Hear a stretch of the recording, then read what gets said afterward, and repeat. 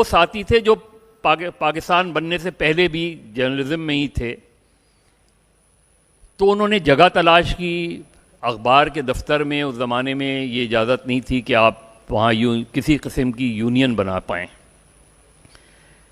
تو ادھر کراچی میں ایس ایم لاء کالج وہ لوگ گئے، ان کے پرنسپل سے بات کی. انہوں نے کہا جی آپ کر لیں میٹنگ یہاں. ایک جس دن میٹنگ کا دن مقرر تھا، اس دن جب گئے تو کالج کے گیٹ پر تالا لگا ہوا تھا اور پرنسپل باہر کھڑے تھے.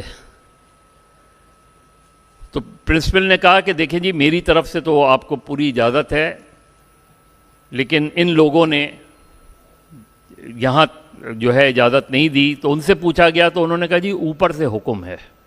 تو یہ جو اوپر سے حکم ہے یہ اس وقت سے آج تک چل رہا ہے.